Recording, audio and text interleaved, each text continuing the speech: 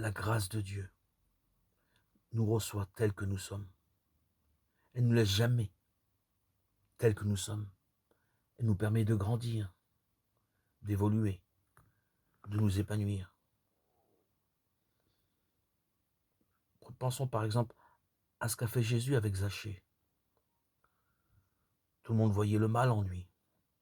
Jésus, en revanche, a vu en lui une lueur de bien. Et à partir de là, de sa curiosité de voir Jésus, il a laissé passer la miséricorde qui sauve.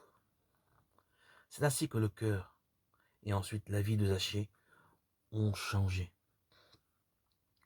Dans les personnes rejetées, exclues, Jésus voit la bénédiction indélébile du Père. Zachée est un pécheur public, il a fait beaucoup de mauvaises choses. Mais Jésus voit ce signe indélébile de la bénédiction du Père, d'où sa compassion. Cette phrase revient si souvent dans l'Évangile. Il fut saisi de compassion. Et cette compassion le conduit à l'aider et à changer son cœur. Plus encore, il est allé jusqu'à s'identifier lui-même à chaque personne dans le besoin. Dans le protocole final selon lequel nous serons tous jugés, Matthieu 25, Jésus dit « J'avais faim, j'étais nu. J'étais en prison, j'étais à l'hôpital, j'étais là. » À Dieu qui bénit, nous répondons nous aussi en bénissant.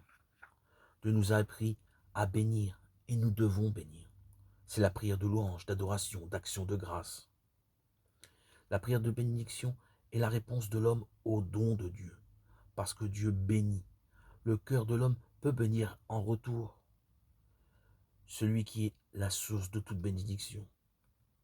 La prière est joie et gratitude. Dieu n'a pas attendu que nous nous convertissions pour commencer à nous aimer, mais il l'a fait bien avant, alors que nous étions encore dans le péché. Nous ne pouvons pas seulement bénir ce Dieu qui nous bénit, nous devons tous bénir, tout bénir en lui. Tous les hommes bénir. Bénir Dieu et bénir nos frères. Bénir le monde. C'est la racine de la douceur chrétienne, la capacité de se sentir béni et la capacité de bénir. Si nous faisons tout cela, les guerres n'existeraient sûrement pas. Ce monde a besoin de bénédiction. Nous pouvons donner la bénédiction et recevoir la bénédiction. Le Père nous aime.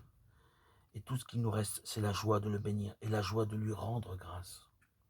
D'apprendre de lui à ne pas maudire, mais à bénir. À présent, juste un mot pour les gens qui sont habitués à maudire, les gens qui sont toujours à la bouche et même dans leur cœur une mauvaise parole, une malédiction. Chacun d'entre nous peut se demander, est-ce que j'ai cette habitude de maudire ainsi?